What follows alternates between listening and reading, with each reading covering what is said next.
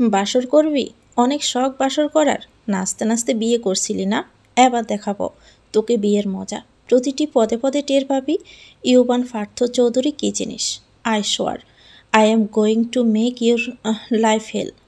পার্থ স্বর তীব্র থেকে তীব্রতর হতে থাকে।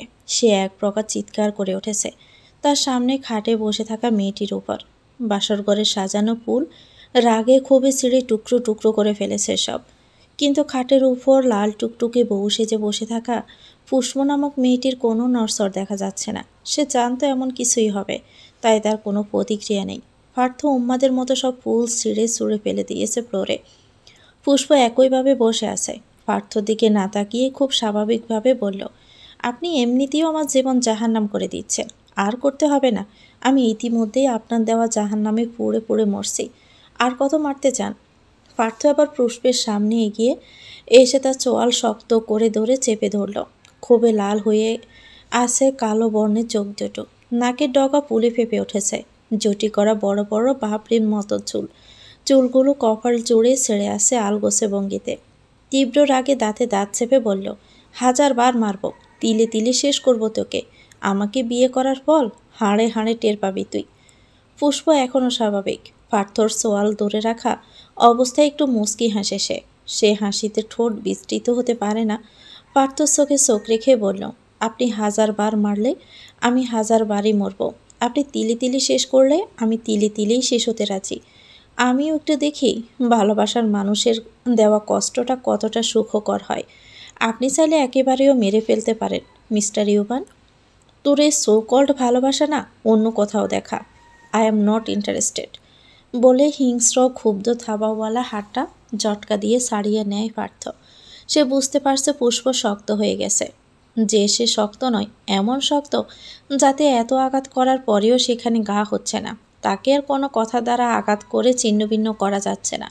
কিন্তু পার্থ নিজেকেও কোনো মতে শান্ত করতে পারছে না। শুধুমাত্র মায়ের আর্জিতে জোর করে বিয়েটা সে করেছে। নিজের মনে সম্পূর্ণ হেলাপ হয়ে তাকে বিয়ের আসরে বসতে হয়েছে। রুমের এদিক থেকে ওদিক ঘুরে বেড়াচ্ছে উম্মাদের মতো। পুষ্পকে সে কিছুতেই বউ হিসেবে মানবে না, মানতে চায়ও না। তবে পুষ্প এখনও স্বাভাবিক। এতগুলো কথা আঘাত কোনোটাই যেন তাকে ছুঁতে পারেনি। পার্থ আবারও বলল, বের হ, এক্ষুনি বের হবি আমার রুম থেকে। তোকে আর টলারেট করতে পারছি না, আউট। ভালোবাসার অনলে পুড়ে শক্ত কয়লা হয়ে যাওয়া মেয়েটি ক্ষুব্ধ অক্ষি মিলে চাইল তার দিকে। নিজের অধিকার বজায় রেখে শক্ত কণ্ঠে বলল, এটা এখন আর আপনার একার রুম নেই, এটা আমার আর আপনার রুম, মানে রুমটা আমাদের। আপনার যদি আমাদের রুমে থাকতে মন না চায় বা আপনি থাকতে না চান, তাহলে আপনি চলে যেতে পারেন। যাবি তো তুই এই ঘর থেকে, প্লাস আমাদের সবার জীবন থেকে। যদি তাড়িয়ে দিতে পারেন তাহলে দিয়েন। তাড়িয়ে দিলে তো নির্লজ্জের মতো এখানেই চলে আসবি। তাড়িয়ে দিব না, পার্মানেন্ট ব্যবস্থা করব। টলটল করা অক্ষিপট নিয়ে বিদ্রুপ স্বরেই হাসে পুষ্প। মেজের দিকে তাকিয়ে বলে, এতটা ঘৃণা? এর থেকেও বেশি। আমার অপরাধ? আমাকে ভালোবাসা, আমাকে বিয়ে করা। পুষ্প হেসে হেসে জবাব দেয়, আগে জানতাম না ভালোবাসা এতটা ঘৃণার জন্ম দেয়। তবে এটা জানা ছিল যে যে ভালোবাসা না চাইতেও পাওয়া যায়, সে ভালোবাসার প্রতি কোনো মোহ থাকে না। তোর ভালোবাসা কে চেয়েছে? যেখানে তোর ভালোবাসা প্রয়োজন সেখানে ঢাল। I don't need your so called love. যেদিন চাইলেও পাবেন না সেদিন বুঝবেন ভালোবাসা কাকে বলে। আমার জানা আছে ভালোবাসা কাকে বলে। কখনো চাইব না তোর এসব ভালোবাসা। বুঝিয়েন কিন্তু চৌধুরী সাহেব, ঘৃণা থেকেও কিন্তু প্রেম জন্মায়। কে বলতে পারে, হয়তো এমন একটা দিন আসবে যেদিন আপনি আমার সান্নিধ্য পাওয়ার জন্য আমার মতোই তপড়াবেন, অথচ সেদিন আমাকে পাবেন না। Now stop this nonsense. I don't want to hear anything else. চুপচাপ বেরিয়ে যা আমার রুম থেকে। আমি ক্লান্ত তোর এসব নাটক দেখতে দেখতে। পুষ্প তার পাশে জায়গা দেখিয়ে বলল, তো শুয়ে পড়ুন না, জায়গা আছে তো। রাগ বাড়ছে পার্থর। দুহাত শক্ত করে মুঠো করে রাখলো রাগ নিয়ন্ত্রণের জন্য। চিবিয়ে চিবিয়ে বলল, তোর কি মনে হয় আমি তোর পাশে ঘুমাবো? হয়তো বের হ, নয়তো সোফায় যা। পুষ্প ঠিক একইভাবে বলল, তো আপনার কি মনে হয় আমি কি বাংলা সিনেমার নায়িকাদের মতো বলবো, চৌধুরী সাহেব আপনি উপরে শুয়ে পড়ুন, আমি নিচে শুয়ে পড়ছি? এরকম কিছু আমার কাছ থেকে আশা করে থাকলে সেটা ভুলে যান, কারণ আমি আমার অধিকার কখনোই ছাড়ব না মিস্টার ইউবান চৌধুরী। পুষ্পর এমন প্রতিবাদীর রূপ এর আগে কখনো পার্থ দেখেনি। আগে সে বোলাবালা ন্যাকা মেয়েটাকে আর খুঁজে পাওয়া যাচ্ছে না এই পুষ্পের মাঝে। আগে কেউ একটা শক্ত কথা বললেই পার্থর কাছে এসে বিচার দিত, এসে কাদু কাদু হয়ে বলতো, পার্থ ভাই ও আমাকে এগুলো বলেছে, তুমি ওদেরকে কিছু বলো। আর এখন সেই পুষ্পটা নেই, নতুন রূপে আবিষ্কার করা এক অন্য পুষ্পকে সে দেখেছে, যার চেহারা এখন বাচ্চাদের মতো লাগে না, গম্ভীর্যতা এসে ভর করেছে বাচ্চা বাচ্চা মুখশ্রীতে। এখন প্রাপ্তবয়স্ক রমণী মনে হচ্ছে তাকে। পার্থ আর কোনো কথা বাড়ালো না। এই নতুন পুষ্পকেও যত যাই বলুক, সে তার মুখের উপর জবাব দিবে এটা বোঝা শেষ তার। তাই কথা না বাড়িয়ে চলে গেল ওয়াশরুমে। তাকে অন্যভাবে শায়েস্তা করতে হবে, এভাবে আর কিছুই হবে না। পার্থ ওয়াশরুমে চলে গেলে পুষ্প কাঁথা মুড়ো দিয়ে বিয়ের শাড়ি গহনা পরা অবস্থায় শুয়ে পড়ে। ভিতর থেকে ভারী একটা শ্বাস বের হয়। নিজেকে ভীষণ অসহায় লাগছে। তার সামনে বড় এক চ্যালেঞ্জ। ভালোবাসার পরিবর্তে ভালোবাসা অর্জন করতে হবে তাকে। নিউটনের তৃতীয় সূত্র অনুযায়ী তো প্রতিটি ক্রিয়াই একটি বিপরীত প্রতিক্রিয়া থাকে। তবে এই ক্ষেত্রে সেটা কেন হচ্ছে না? কেন ভালোবাসার পরিবর্তে শুধু ঘৃণাই পেয়ে যাচ্ছে সে? এই ঘৃণাটুকুকে কি কখনো ভালোবাসায় পরিণত করতে পারবে? এসব ভেবে বুক আরও বেশি ভারী হয়ে যায় তার। চোখের কার্নিশ বেয়ে আপনা আপনি অশ্রুকণারা গড়িয়ে পড়ে। পার্থ ওয়াশরুম থেকে বেরিয়ে দেখল বিছানার একপাশে গুটিসুটি হয়ে শুয়ে আছে পুষ্প। ওকে দেখে জলে ঠান্ডা হয়ে যাওয়া মেজাজটা আবারও গরম হয়ে ওঠে। হাতে থাকা তোয়ালেটা ছুঁড়ে মারে ফ্লোরে। বেডসাইড টেবিলের উপর থেকে গাড়ির চাবিটা নিয়ে বেরিয়ে পড়ে রুম থেকে। আপাতত উদ্দেশ্য একটু শান্তির খোঁজ করা, যেখানে এসব ঝামেলা দুঃখ ভুলে একটু শান্তিতে সময় কাটাতে পারবে। তবে যে শান্তি নামক জিনিসটার ভীষণ প্রয়োজন। কিন্তু কোথায় পাবে এই মহামূল্যবান জিনিসটা? জীবনে যত যাই করেছে কোনো কিছুতেই তার শান্তি নিবদ্ধ নেই। উল্টো অশান্তির ঝড় বয়ে চলে মনে। তবে একটা কথা বলা যায়, দেবদাসের মতো তার জীবনেও সুখের একটা ঠিকানা আছে, দুঃখ ভোলানোর একটা জায়গা আছে। আপাতত সেই ঠিকানাতেই যাবে সে। নতুন উদীয়মান সূর্য, সাথে কারো জীবনের নতুন পথছানা। বিয়ের পরের প্রথম মুহূর্ত প্রতিটি মেয়ের জীবনেই স্পেশাল থাকে। নতুন পরিবারে আসা, নতুন নতুন মানুষদের সাথে পরিচিত হওয়া, তাদের সাথে মিশে যাওয়া সব কিছুই একটা সদ্য বিবাহিত নারীর জন্য খুবই স্পেশাল। তবে পুষ্পের জীবনে বিয়ের এই প্রথম ভোরটা একটু বেশি স্পেশাল। এই যেমন তাকে শ্বশুর বাড়ি নতুন করে দেখতে হবে না, মানুষজনের সাথে নতুন করে পরিচয় করতে হবে না। সবাই তো তার পূর্ব পরিচিত, আপন খালার বাসা, ছোটবেলা থেকেই আসা যাওয়া, আরও কত পরিচিতি হবে। কিন্তু এই ভোরটা আরও বেশি স্পেশাল হলো তার শূন্য বিছানাটা দেখে। বিয়ের রাতে বর নেই বউয়ের পাশে। বউকে বাসর ঘরে ছেড়ে বর গিয়েছিল নিজের দুঃখ বলতে। এরকমটা কি কারোর সাথে হয়? হয় না তো। এজন্যই তো পুষ্পর কাছে বিষয়টি স্পেশাল। কারোর সাথে এমন হয় না, শুধু পুষ্পর সাথেই হলো। স্পেশাল হবে না? রিক্ত চোখে শূন্য বিছানাটার দিকে তাকিয়ে রইল কিছুক্ষণ। এখন আর চোখে জল আসছে না। পুষ্প তো আগে থেকে প্রস্তুত হয়েই এসেছিল। সে তো জানতো এখানে টিকে থাকতে হলে তাকে হাজার হাজার অশ্রুকণা বিসর্জন দিতে হবে। এখন কয়েক ফোঁটা জল না হয় বাঁচিয়েই নিল। নতুন লাল রঙের একটা জামদানি শাড়ি জড়িয়ে রুম থেকে বের হয়ে গেল পুষ্প। বাড়ির পরিবেশ থমথমে। মনেই হচ্ছে না যে কাল এই বাড়িতে একটা বিয়ে হয়েছে। বাইরের ড্রয়িং রুম পুরো ফাঁকা। এখন বোর হওয়ায় কেউ ঘুম থেকেই ওঠেনি। পুষ্প কোথাও না তাকিয়ে গেল রান্নাঘরের দিকে। আগে আদা দিয়ে 1 কাপ চা করতে হবে। সকালে আদা চা না পেলে তার বড় আম্মুর দিনই শুরু হয় না। তাই আগেই গেল চা বানাতে। ড্রয়িং রুম পেরিয়ে রান্নাঘরে ঢুকতেই দেখতে পেল ভিতরে পুষ্প দ্বিতীয় শাশুড়িকে, মানে চাচি শাশুড়ি যাকে বলে। পার্থর চাচা আহনাব চৌধুরীর স্ত্রী অহনা বেগম। তিনি চা বানাচ্ছেন। পুষ্প ভিতরে ঢুকে আগে চাচি শাশুড়িকে সালাম দিল। এ বাড়িতে কত আসা যাওয়া ছিল পুষ্পর। চঞ্চল চিত্তে পুরো বাড়ি ঘুরে বেড়াতো আগে। এখন কি আর সে পুষ্প হয়ে থাকা যাবে? এখন তো সে বাড়ির বউ, সালাম তো দিতেই হয়। অহনা বেগম পুষ্পকে এক পলক দেখে সালামের উত্তর নিল। মুখে কোনো হাসি নেই।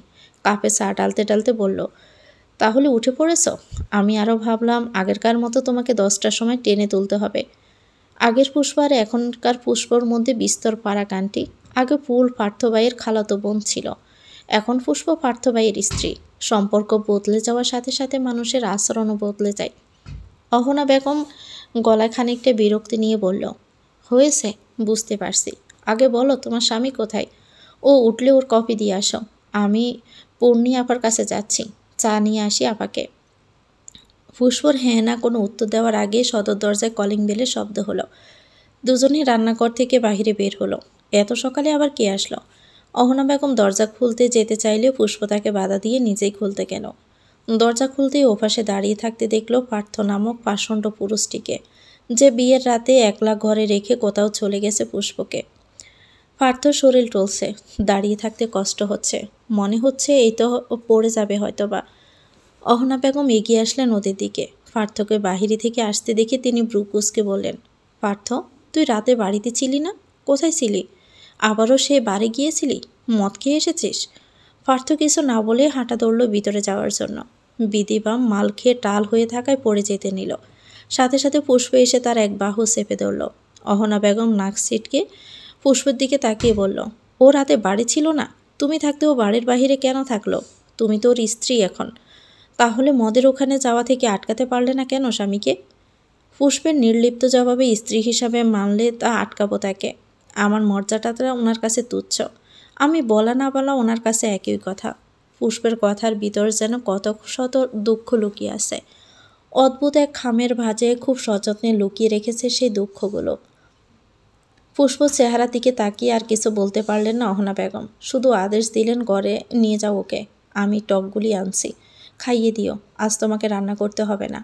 পুষ্প পার্থকে ধরে ধরে সিঁড়ি বেয়ে নিজেদের রুমের দিকে সামনে নিয়ে গেল। আচমকাই পার্থ পুষ্পকে ধাক্কা দিয়ে সরিয়ে দেয়। টলতে টলতে বলে, চন্দ্রমুখী হতে এসেছিস? দেবদাসের জন্য চন্দ্রমুখী হতে চাস? ধাক্কা দিয়ে সরিয়ে দেওয়ায় মেয়েটা কিছুটা পিছিয়ে গেল, কিন্তু আবারও এসে পার্থকে ধরল। চোখ মুখ শক্ত রেখে শক্ত কণ্ঠে জবাব দিল, আপনি কোনো দেবদাস নন যে আমি চন্দ্রমুখী হতে যাব। আমি পার্থ, আপনি পার্থ, আমি পুষ্প। পরপর খানিকটা নিবু নিবু কণ্ঠে অস্পষ্ট স্বরে বলল, আমি তো আপনার ফুল হতে চাই পার্থ ভাই, আমাকে আগের মতো ফুল করে নিন না। পার্থ ওকে আবারও সরিয়ে দিল। দমকে সুরে বলল, ফুল হওয়ার অধিকার নেই তোর, সে অধিকার হারিয়ে ফেলেছিস তুই, আর কখনো ফুল হতে পারবি না। ফুল হওয়ার কোনো যোগ্যতা তোর মাঝে নেই। ততক্ষণে রুমের ভিতরে ঢুকে পড়েছে দুজন। পার্থ দুপ করে আলগোছে হয়ে বিছানায় শুয়ে পড়ল। পুষ্পর পা থেকে জুতাটা খুলে দিয়ে পাটা খাটের উপর তুলে দিল। পার্থ আর কিছুই বলতে পারবে না, সে বেহুশ। পুষ্প কিছুক্ষণ তার শ্যামবর্ণের সুন্দর স্নিগ্ধ মুখটার দিকে তাকিয়ে রইল নির্বিশেষ। চোখ থেকে বেয়ে পড়ল এক ফোঁটা নোনা জল। পার্থ শিওরের পাশে বসল আলগোছে। কপাল জলে ছড়িয়ে থাকা বড় বড় চুলগুলোকে নিজের হাতে পিছনে ঠেলে দিল। ওমন মায়াভরা কৃষ্ণবর্ণের ছেলেটার দিকে অপলক তাকিয়ে রইল কিছুক্ষণ। সারা রাত জাগার ফলে চোখ দুটো পোলা পোলা হয়ে আছে। চোখের পাপড়িগুলো কি সুন্দর হয়ে লেপটে আছে চোখটায়। শ্যামবর্ণের মানুষের ব্রু আর চোখগুলো মনে হয় একটু বেশি সুন্দর হয়। যেমন পার্থর চোখ দিকে তাকালেই তাকিয়ে থাকতে ইচ্ছে করে। চোখের সৌন্দর্যেই হয়তো মানুষের সর্বনাশ ডেকে আনে। ঘুমন্ত পার্থর দিকে মুগ্ধের ন্যায় চেয়ে থেকে কণ্ঠে অসহায়ত্ব নিয়ে বলে, আপনাকে কেন এত ভালোবাসি পার্থ ভাই? আপনার সৌন্দর্য দেখে। কিন্তু সবাই তো বলে আপনি শ্যামবর্ণের, আপনার পাশে নাকি আমার মতো ফর্সা মেয়েদের মানায় না। তাহলে কেন আমার আপনাকেই চাই? আপনি রকস্টার বলে, কিন্তু আমার তো রকস্টার পার্থ ভাইকে পছন্দ নয়। আমি তো আপনার গায়ক হওয়ার আগে থেকেই আপনাকে ভালোবাসি। বিশ্বাস করুন, আমি আপনার অবাধ্য মনটাকে হাজারো বার বুঝিয়েছি যে পার্থ ভাই তোর কখনো হবে না। মরিচিকের পিছনে ছুটিস না, শেষে ধোকা ছাড়া কিচ্ছু পাবি না। কিন্তু পাষাণ মনটা শুধু আপনার প্রেম ও তৃষ্ণাই কেন বগে?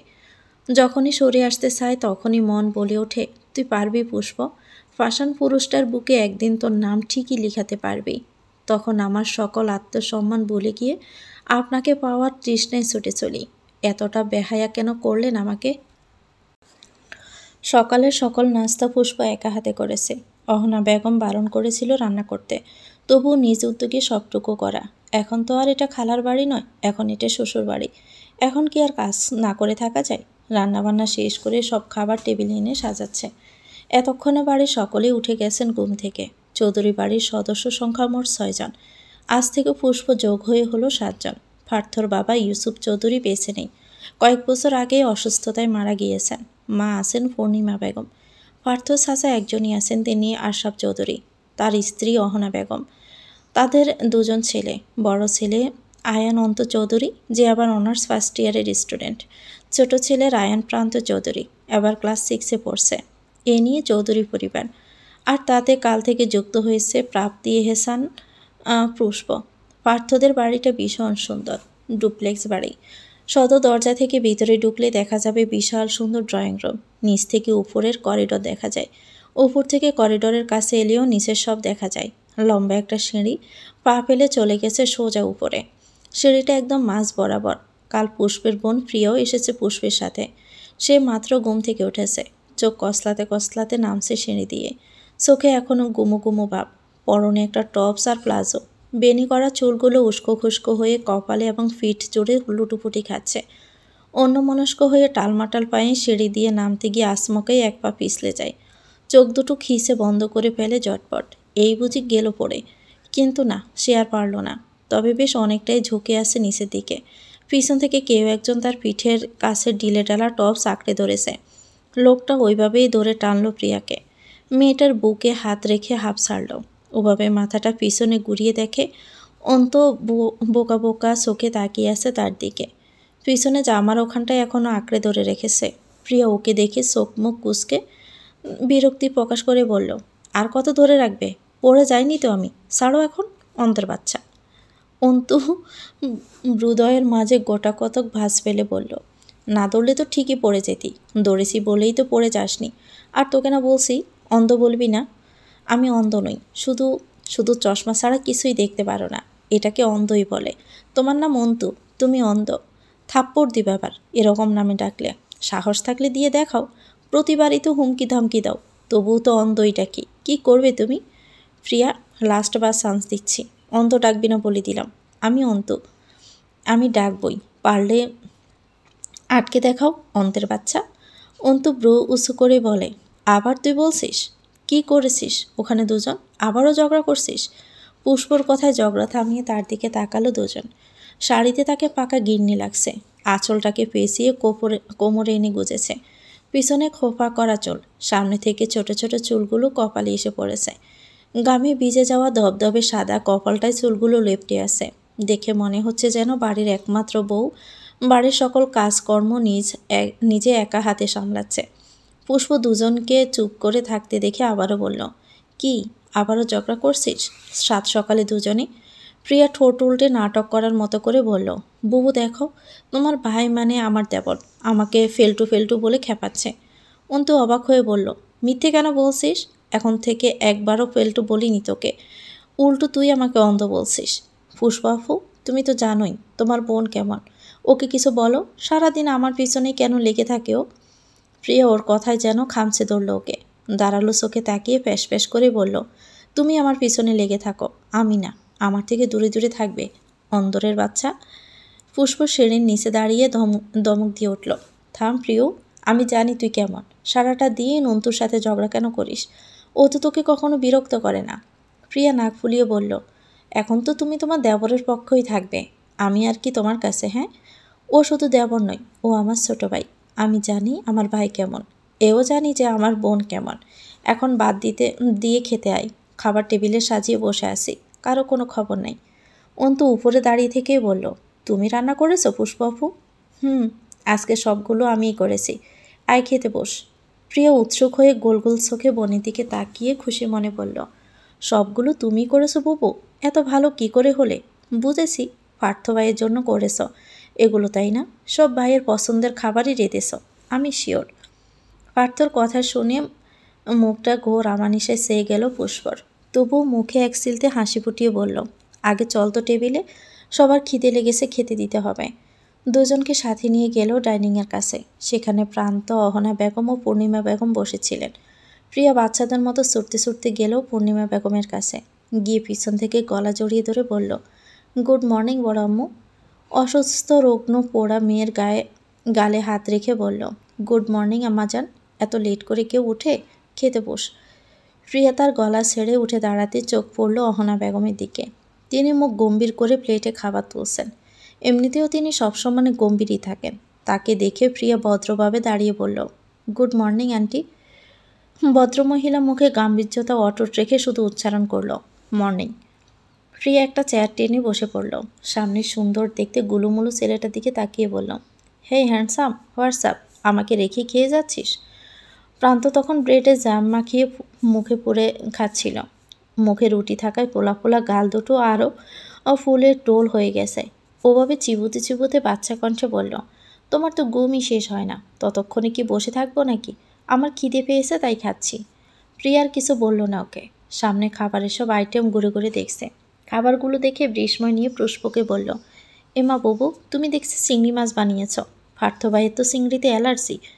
প্রান্ত কথা কেড়ে নিয়ে বলল, ফুল আপু এটা আমার জন্য রান্না করেছে। প্রিয়া একবার বলতে চাইল, এই তুই ব্রেড খাওয়ার পরে আবার এগুলোও খাবি? কিন্তু বলল না। সামনে অহনা বেগম বসা। মজা করে কিছু বললে আবার না খেপে যায়। পুষ্প বলল, হ্যাঁ, ওটা আমি ওর জন্য বানিয়েছি। তাছাড়া শুধু পার্থ ভাই একা থাকেন না এই বাড়িতে। ওনার আর অন্তুর জন্য বাদে সবার জন্য বানিয়েছি। তাদের জন্য আলাদা আরও তরকারি আছে। এই বাড়িতে পার্থ আর অন্তু দুই ভাই পুরোপুরি একই রকম বলতে গেলে। পার্থর গায়ের রং আর অন্তুর গায়ের রং একই, শ্যামবর্ণের দুজনেই। এটা অবশ্য বাড়ির কর্তাদের থেকে পেয়েছে। ইউসুফ এবং আশরাফ সাহেবও এরকম। তবে এদের চেহারায় মাশাল্লাহ। পার্থরও চিংড়িতে অ্যালার্জি, অন্তুরও তাই। কিন্তু এদের থেকে সম্পূর্ণ আলাদা হচ্ছে প্রান্ত। ছোট নাদুস নুদুস ছেলেটা হয়েছে একদম ব্যতিক্রম। মায়ের মতো দপদপে পশা গায়ের রং, দেখতেও গুলুমুলু। পার্থ থেকে একদমই আলাদা সে। পুষ্প পূর্ণিমা বেগমের প্লেটে খাবার তুলে দিচ্ছিল। তখন তিনি বলে উঠলেন, হ্যাঁ রে পুষ্প, পার্থ কোথায়? ও খাবে না? ওকে ডাক। আর অন্তুটাই বা কোথায়? ততক্ষণে অন্তু এসে প্রিয়ার পাশের চেয়ারটা দখল করে নিল। হাস্যোজ্জ্বল চেহারায় বলল, এই তো বড় আম্মু, আমি এখানে। বস, খেয়ে নে বাবা, বেলা তো অনেক হলো। পার্থটা কোথায় এখন? অহনা বেগম বলতে গেলেন, ও তো সারা রাত। মাঝপথে তাকে থামিয়ে দিল পুষ্প। কথা কেড়ে নিয়ে তার মোড় পাল্টে বলল, পার্থ ভাই তো সারা রাত ওনার মিউজিক প্র্যাকটিস করেছে। কাল ওনাদের কনসার্ট আছে না, এই জন্য আর কি রাতভর প্র্যাকটিস করেছে। তাই এখন ঘুমাচ্ছে। এখন ডিস্টার্ব করতে বারণ করেছে। উঠলে রুমে খাবার দিয়ে আসবো। অহনা বেগম দমে গেলেন। বুঝতে পারলেন কি ভুলটাই করতে যাচ্ছিল এখন। পূর্ণিমা বেগম এমনিতেই অসুস্থ মানুষ, হার্টের রোগী। ছেলের এমন কথা শুনলে আরও বেশি অসুস্থ হয়ে যেতে পারেন। তাই তিনি আর কথা না বাড়িয়ে খাবারে মনোযোগ দিলেন। কিন্তু পূর্ণিমা বেগম পুষ্পের কথা শুনে কপাল কুঁচকালেন। সন্দিহান গলায় বললেন, বিয়ের রাতে গানের প্র্যাকটিস কে করে? আর ও তো এমনিতে কনসার্টে যাওয়ার আগে এত অনুশীলন করে না। বড়াম্মু, এত কেন ভাবছ? পার্থভাই বলল ওনার নাকি প্র্যাকটিস না করলে গলা বসে যেতে পারে। এজন্য মিউজিক রুমে বসে বসে কত পরিশ্রম করলো। অহনা বেগম আর কথা পাল্টাতে বলল, আরে পূর্ণিয়াপা, তুমি এত ভেবো না তো। পার্থ ক্লান্ত, ঘুমাচ্ছে, ঘুমাক না, পরে নাস্তা করে নিবে। তুমি বরং খাওয়া শেষ করে ওষুধ খেয়ে নিও। আমি এখনই বেরিয়ে পড়বো অফিসে। আজ তো শুক্রবার অহনা, আজকে না গেলি অফিসে? না আপা, অনেক কাজ পড়ে আছে অফিসের। তোমার দেবর একা হাতে এত কিছু সামলাতে পারবে না, আমাকে যেতেই হবে। পূর্ণিমা বেগম তপ্ত শ্বাস ফেলে বললেন, ঠিক আছে, সাবধানে যাস। অহনা বেগম ব্যস্ত হয়ে বেরিয়ে পড়লেন অফিসের উদ্দেশ্যে। পূর্ণিমা বেগম দীর্ঘশ্বাস ছেড়ে বললেন, তোর খালুজানের মৃত্যুর পর থেকেই মেয়েটা অফিসের কাজে যোগ দিয়েছে। যখন প্রথম এই বাড়িতে আশরাফের বউ হয়ে এলো, তখন অনেক চঞ্চল ছিল মেয়েটা। এই অফিসে জয়েন করার পর থেকে অনেকটা গম্ভীর হয়ে গেছে কাজ করতে করতে। ওকে আর কি বলবো, পার্থ তো কোনো মতেই নিজেদের কোম্পানি সামলাবে না। ওর তোর গানের জগৎ নিয়েই ব্যস্ত। কথাটুকু শেষে আবারও ভিতর থেকে বেরিয়ে এলো হতাশার শ্বাস। কথাগুলো শুনে পুষ্প যেন কোনো ভাবনার জগতে চলে গেল। এদিকে প্রিয়া ওত পেতে বসেছিল কখন অহনা বেগম যায় এখান থেকে। এখন তিনি যেতে চিংড়ির বাটিটা নিয়ে অন্তর পাতে দুটো চিংড়ি মাছ দিয়ে দিল। অন্তর নাক মুখ কুচকে বলল, কি করলি প্রিয়া? তুই জানিস না আমি চিংড়ি খাই না, আমার অ্যালার্জি আছে। জানি বলেই তো দিলাম, এবার খেয়ে নাও তো। অন্ত ভাই, আমি দেখব অ্যালার্জি হলে কেমন দেখায় তোমাকে। পুষ্প কঠোর হয়ে বোনকে ধমক দিল, কি হচ্ছে কি প্রিয়? তুই যখন জানিস ও খেতে পারবে না, তাহলে কেন ওকে দিলি? সব সময় তোর এই মজা করা চলবে না। বড় হয়েছিস, একটু ম্যাচিওর হওয়ার চেষ্টা কর। প্রিয়া চুপ হয়ে গেল। আজকে পুষ্প মনে হয় অনেক বেশি রেগে আছে, না হয় মন খারাপ। তাছাড়া সবসময় তো প্রিয়া এমন উল্টাপাল্টা কাজই করে। এত তো বকে না তখন, আজ কেন বকছে? মানে কোনো কারণ নিশ্চয়ই আছে। পার্থভাইয়ের সাথে বিয়েটা হয়েই এমন হয়েছে হয়তো। তার বুবু যে পার্থভাইকে কতটা ভালোবাসে সে খুব ভালোভাবে জানে। কিন্তু পার্থভাই মনে মনে এসব ভেবে চুপ হয়ে গেল। পুষ্প খেপেছে দেখে অন্তু বলল, থাক আপু, সমস্যা নেই। ওর তো কাজই এগোলো, আমাকে না জ্বালালে কি আর ওর ভালো লাগে নাকি?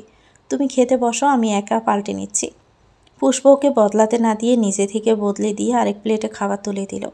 আজ থেকে সংসারের এই ছোটো ছোটো কাজও সে নিজের হাতে করবে। ব্যস্ত রাখার চেষ্টা করবে নিজেকে, নয়তো যত পার্থর কাছে যাবে তত কষ্ট ভোগ করতে হবে। বেলা প্রায় পুরিয়ে এসেছে। সময়টা বিকেলের একটু পরের সময়, অর্থাৎ গোধূলি বেলা। একটু পরে সন্ধ্যার আজান পড়বে। এ সময় চৌধুরী বিলার কড়া নড়ে উঠল। বাহিরে কেউ এসেছে। দরজায় কলিং বেলের আওয়াজ পেয়ে ড্রয়িং রুম থেকে পুষ্প উঠে গেল দরজা খুলতে বাহির থেকে বেশি এলো 4-5 জন ছেলের আওয়াজ। 3 জন ছেলে সমস্বরে বলে উঠল, আসসালামু আলাইকুম নতুন ভাবি। তীব্র আওয়াজে এক হাত কানে চলে গেল পুষ্পর। হাত নামিয়ে খুশি মনে সালামের উত্তর নিল সে। ওয়ালাইকুম আসসালাম, কেমন আছেন আপনারা? হঠাৎ এই সময় এলেন? সেখান থেকে একজন ছেলে বলে উঠল, আসলাম তো ভাবির সাথে আলাপ আলোচনা করতে। ভিতরে কি যেতে পারি ভাবি? পুষ্পে হেসে বলল, হৃদয় ভাই, আগে ভাবি বলা বন্ধ করুন তো। পুষ্পই ডাকবেন আমাকে। আপনাদের মুখে ভাবি ডাক শুনতে ভালো লাগছে না, নিজেকে অনেক বড় বড় মনে হচ্ছে। রকি নামক আরেকটা ছেলে বলে উঠল, আরে তুমি তো এখন বড়ই, the great superstar, duper star, mega star, rock star Partha চৌধুরীর বউ তুমি, বড় হবে না? সবাই হেসে উঠল রকির কথায়। কার্তিক রকের মাথায় সাপড় মেরে বলে উঠল, সুপার হিরো তো বললিই না, আমাদের বৌদি হচ্ছে এখন সুপার হিরোর বউ, সুপার হিরোইন। পুষ্প কপাল চাপড়ে বলল, হয়েছে, আর মজা নিতে হবে না, ভিতরে আসুন। ভিতরে ঢোকার আগে শোনা গেল আরেকটা কণ্ঠ, খুবই নরম কণ্ঠে বলল, কেমন আছো লিটল প্রিন্সেস? পুষ্প বলল, আলহামদুলিল্লাহ, খুব ভালো আছি, কিন্তু আপনার সাথে আমার কথা নেই অর্ণব ভাই। লম্বা মতো সুন্দর দেখতে ছেলেটার কপালে বাজ পড়ল। আমি আবার কি করেছি? আপনি বিয়েতে কেন আসলেন না? তোমার হাজব্যান্ড দাওয়াত দিয়েছে আমাকে? বিয়েতে তো আসতেও বলেনি হারামিটা। তো কি, হৃদয় ভাই, রকি ভাই, কার্তিক দাকেও তো কিছু বলেনি, তবুও তো তারা এসেছে। আপনি কেন আসলেন না? সরি লিটল প্রিন্সেস, কাল একটু কাজ থাকায় আসতে পারিনি, তাই তো আজ চলে আসলাম। এমন সময় এসে দাঁড়ালো প্রিয়া, চোখে মুখে উৎসুক ভাব নিয়ে বলল, আরে অর্ণব ভাই, রকি ভাই, কার্তিক ভাই, আপনারা এসেছেন? এখানে দাঁড়িয়ে কেন? ভিতরে এসে কথা বলুন। পুষ্পর কাঁধে ধাক্কা দিয়ে বলল, বুবু, এখানে দাঁড়িয়ে কথা বলছো কেন? ভিতরে নিয়ে আসো। হৃদয় নিজের বড় বড় কোকড়া চুলগুলো বাঁ হাতে ঠেলে বলল, এখানে আমিও আসি মিস, আমাকে তো বললেন না ভিতরে আসতে। প্রিয়া লজ্জামাখা কণ্ঠে মাথা নিচু করে বলল, সবাইকেই বলেছি, শুধু আপনার নামটা উচ্চারণ করা হয়নি, আপনাকে আসতে তো আর বারণ করিনি। হৃদয় বলল, ঠিক আছে, আগে ভিতরে তো চলো। সবাই ভিতরে ড্রয়িং রুমে গিয়ে বসল। ওরা 4 জন এসেছে শুনে পূর্ণিমা বেগমও ঘর থেকে বেরিয়ে এলেন পুষ্পের সাহায্যে। ভদ্রমহিলা অসুস্থতার দরুন একা বেশিক্ষণ হাঁটতে পারেন না, ধরে ধরে হাঁটাতে হয়। এছাড়া লাঠি বর দিয়েও হাঁটতে পারেন কিছুটা। অন্তু প্রান্ত গেছে ফুটবল খেলতে, তাই এখানে তারা নেই। বাড়িতে শুধু পুষ্প, প্রিয়া, পার্থ আর পূর্ণিমা বেগমই ছিলেন। পুষ্প সবার জন্য চা বানিয়ে এনেছে। অর্ণবরা পূর্ণিমা বেগমের সাথে আলাপ আলোচনা করছে। পুষ্প ট্রেতে করে চা এনে দিতেই কার্তিক জিজ্ঞেস করলো, আমাদের হিরো কোথায়? আমরা এলাম দেখলো না, ওকে ডাকো। সবার হাতে চা দিতে দিতে বলল, পার্থভাই ঘুমাচ্ছে, আমি ডেকে নিয়ে আসছি। এখন কোন টাইমের ঘুম? দুপুরে কল দিলাম, কল ধরলো না, এখন আবার ঘুমাচ্ছে? সামনে পূর্ণিমা বেগম বসা, তাই আর সামনে বলা মিথ্যেটাই অকপটে বলে দিল পুষ্প। উনি তো কাল রাতে অনেক প্র্যাকটিস করেছে গানের, তাই দিনের বেলায় ঘুমাচ্ছে। দুপুরে একবার উঠেছিল, বড় আম্মু আর বাহিরে কোথাও যেতে দেয়নি, তাই আবারও ঘুমিয়ে গেছে। পার্থর বন্ধুদের বেশ অবাক লাগলো ব্যাপারটা। পার্থ রাতে গান প্র্যাকটিস করেছে, তাই বলে সারাদিন ঘুমাবে? ব্যাপারটা বেশ খটকা লাগলো। হৃদয় কিছু বলবে তার আগে চোখ গেল সিঁড়ির দিকে। ওই তো হিরো এসে গেছে। পার্থ সিঁড়ি দিয়ে নিচে নামছে। পরনে সাদা রঙের একটা টি শার্ট, সাথে ছাই রঙের লটো প্যান্ট। জিম করা শক্ত বডি টি শার্টের সাথে এঁটে আছে। ঘন সিল্কি বড় বড় চুলগুলো হাঁটার দাপে দাপে নড়ে উঠছে। চুলগুলোকে 2 হাত দিয়ে ব্রাক বাস করছে বেশ স্টাইলের সাথে। পুষ্প মুগ্ধ দৃষ্টিতে তাকিয়ে রইল স্নিগ্ধ শ্যামপুরুষটার দিকে। পার্থর চোখও পুষ্পর দিকে তাক করা। সেই চোখে ভালো লাগা বা ভালোবাসা নেই, আছে শুধুই হিংস্রতা। পার্থ সিঁড়ি থেকে নেমে পকেটে হাত দিয়ে সোজা চলে গেল মায়ের সামনে। এমনভাবে হেঁটে গেল যেন এখানে তার মা ছাড়া আর কেউ নেই। মায়ের সামনে দাঁড়িয়ে পকেট থেকে 1 হাত বের করে তার দিকে এগিয়ে দিল। নরম কণ্ঠে বলল, এসো মা, তোমাকে রুমে দিয়ে আসি, একটু রেস্ট করবে চলো। পূর্ণিমা বেগম হাত না বাড়িয়ে বলল, এখানে তো ঠিক আছি বাবা, ওরা এসেছে একটু কথা বলি। পার্থ নাকচ করে বলল, না মা, ডাক্তার তোমাকে বেশি কথা বলতে বারণ করেছে, তুমি ঘরে চলো, রেস্ট নিবে, এসো। পার্থ নিজেই দৌড়িয়ে তাকে উঠালো। এক হাতে তার কাঁধ জড়িয়ে ধরল, অন্য হাতে মায়ের হাতটাকে আলতো করে ধরে নিয়ে গেল রুমে। পার্থ যেতেই হৃদয় বলল, আন্টিকে কেন নিয়ে গেল? বড় আম্মুর শরীরটা ইদানিং ভালো যাচ্ছে না, এজন্য ফুল বেড রেস্ট করতে বলেছে। এই জন্যই হয়তো নিয়ে গেল। পুষ্পর কথায় মাথা নাড়িয়ে বলল, তাহলে রেস্ট করাই বেটার। তুমি দাঁড়িয়ে আছো কেন, বসো। তোমাদের দুজনের তরফ থেকে আজকে ট্রিট নেব আমরা। পুষ্প মুখে জোরপূর্বক হাসি টেনে প্রিয়ার পাশে বসল। পার্থ পূর্ণিমা বেগমকে বেডে শুইয়ে দিয়ে উপরে কাঁথা দিয়ে দিল। তারপর মাথায় হাত বুলিয়ে বলল, তুমি একটু রেস্ট নাও, আমি পরে এসে তোমার সাথে গল্প করে যাব। পার্থ উঠে যেতে নিলে সে আটকে দিল, হাত ধরে বলল, শোন বাবা। হ্যাঁ বলো। তিনি ওঠার চেষ্টা করলেন দেখে পার্থ তাকে ধরে উঠিয়ে দিল। কিছু বলবে? পার্থ দুহাত ধরে কাতর স্বরে বলল, পুষ্পকে কখনো কষ্ট দিস না বাবা। আমার মেয়ে নেই, ওরা দু বোনই আমার মেয়ে। তোর বাবার ইচ্ছে ছিল পুষ্পকে তোর বউ হিসেবে দেখা, কিন্তু উনি তো দেখতে পারলেন না। তবে ওনার স্বপ্নটা আমি পূরণ করতে পেরেছি। আমি জানি বিয়েটা তোর আর পুষ্পর অমতি হয়েছে। এখন বিয়েটা মানতে কষ্ট হতে পারে দুজনেরই, তবে পুষ্প কিন্তু পুরো চেষ্টা করছে সম্পর্কটাকে মেনে নিতে। শুনেছি 3 কবুলের অনেক জোর। দেখিস আল্লাহ তাআলা তোদের সুখী করবে। তুই ওকে কষ্ট দিস না বাবা। মায়ের আর্জিতে শুধু মুখ খুলে টুকি উচ্চারণ করল, আর কিছু না বলেই বেরিয়ে গেল রুম থেকে। ড্রয়িং রুমে এসে সোজা গিয়ে একটা সোফায় বসে পড়ল। পায়ের উপর পা তুলে দিল, মাথাটা এগলিয়ে দিল সোফার গায়ে। দুচোখ বন্ধ করে সবার উদ্দেশ্যে বলল, কি চাই? এখন কেন এসেছিস সব কয়টা? রকি সোজা হয়ে বসে বলল, এটা কেমন কথা ভাই? কেন আসবো আবার? তোর বিয়ের ট্রিট নিতে এসেছি। একে তো বিয়ে করেছিস, সেটা বলিসনি পর্যন্ত। অন্তুর কাছ থেকে শুনে ছুটে এসেছি কাল, তার উপর এত সাদামাটা বিয়ে। ট্রিট তো আমাদের চাই। হৃদয় বলল, এত কিপটে কবে থেকে হলি বন্ধু? ব্যাচেলার পার্টিটা অবধি দিলি না। আজ পুষ্প মানে বাবের হাতে রান্না না খেয়ে আমরা যাচ্ছি না। পার্থ একইভাবে চোখ বুজে সোফায় হেলে আসে। কার্তিক বলে উঠল, তুই যে বিয়ে করেছিস, একটা কাকপক্ষীও জানে না। বিয়ের ব্যাপারটা সবার সামনে আনছিস না কেন? পার্থর সোজা কথা, প্রয়োজন মনে করছি না। কিন্তু কেন পার্থ? তুই দেশের পরিচিতি মুখ, সবাই চেনে তোকে, তাহলে সবাইকে জানাতে ক্ষতি কি? এবার তির্যক চোখে তাকালো অর্ণবের দিকে। যেখানে আমার সম্মতি নেই সেখানে আমার কোনো ইন্টারেস্টে নেই। দেশের মানুষ জেনে কী করবে? উদ্ধার করবে আমাকে? পুষ্প এখানেই বসেছিল, হঠাৎই উঠে দাঁড়িয়ে বলল, আপনার জন্য কফি নিয়ে আসবো? এমন সময় পুষ্পর এমন কথা কেউ আশা করেনি। পার্থ সরু চোখে তাকিয়ে বলল, চেয়েছি তোর কাছে? আমি কখন বললাম চেয়েছেন? আমি তো জিজ্ঞেস করলাম কফি আনবো কিনা। পার্থ কপালে 2 আঙ্গুল ঘষে বলল, আজকাল বড্ড বেশি কথা শিখেছিস তো। আপনা থেকেই তো শেখা। All credit goes to you. Partha বাঁকা হেসে বলল, থ্যাঙ্কস। পুষ্প একইভাবে বলল, ওয়েলকাম। এদিকে সবাই বসে বসে দুজনের নীরব যুদ্ধ দেখছে। পার্থ সোফা ছেড়ে উঠে দাঁড়ালো। তোরা কি খাবি বল, রুবি খালা বানিয়ে দেবে। রকি উঠে দাঁড়িয়ে বলল, আজকে কি খালার হাতের রান্না খেতে এসেছি নাকি? আজ পুষ্পরানী রান্না খাবো। কি বলো পুষ্প? পুষ্প হেসে বলল, ঠিক আছে, কি খাবেন বলুন। আজকের ট্রিট আমার তরফ থেকে। এই তো বলে দিলে, আমাদের ভাবির মতো একটা কথা। তুমি বরং চটজলদি বিরিয়ানি করে ফেলো। তোমার হাতের বিরিয়ানি খাবো আজ। ঠিক আছে, আমি এক্ষুনি বসিয়ে দিচ্ছি। পুষ্প প্রিয়াকে নিয়ে রান্নাঘরের দিকে চলে গেল, কিন্তু প্রিয়ার এখন থেকে যেতে ইচ্ছে করছে না। তার আরও কিছুক্ষণ বসে বসে হৃদয় ভাইকে দেখতে ইচ্ছে করছে। কি সুন্দর কোকলা চুলগুলো, হাত দিয়ে নাড়াচাড়া করে, কি সুন্দর করে কথা বলে। প্রিয়া বারবার মুগ্ধ হয় ছেলেটাকে দেখে। এতক্ষণ একটা কথাও বলেনি, শুধু হৃদয়ের দিকে তাকিয়েছিল। এখন বোনের সাথে রান্নাঘরে যেতে হচ্ছে বলে মুখটা নিমিষে ভার হয়ে গেল। পার্থ অর্ণবদের উদ্দেশ্যে বলল, তোরা বস, আমি আসছি। অর্ণব বলল, কোথায় যাবি? মিউজিক রুমে, একটু কাজ আছে। রকি উঠে এসে পিছন থেকে গলা জড়িয়ে বলল, এখন মিউজিক রুমে যাওয়া যাবে না বন্ধু, এখন আমরা ছাদে যাব। ছাদে কেন? একটু পার্টি করব। চল তুই, গান আজ ছাদেই হবে। আজ কত সুন্দর ছাদ উঠেছে দেখেছিস? ছাদে বসে ছাদ দেখবো আর গলা ছেড়ে গাইব। মাথা ঠিক আছে তোর? কাল প্রোগ্রাম আমাদের। ছাদে বসে গান গেয়ে গলা খারাপ করিস না, মিউজিক রুমে চল।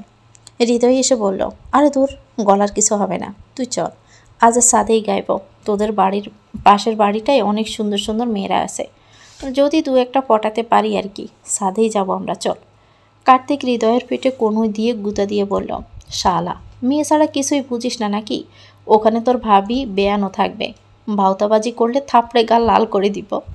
পুষ্প প্রিয়ার কথা শুনে পার্থ শক্ত চোখে বলল, ওদের যাওয়ার কোনো প্রয়োজন নেই, আমরাই ঠিক আছি। অর্ণব বলল, ঠিক আছে, এখন চল সবাই।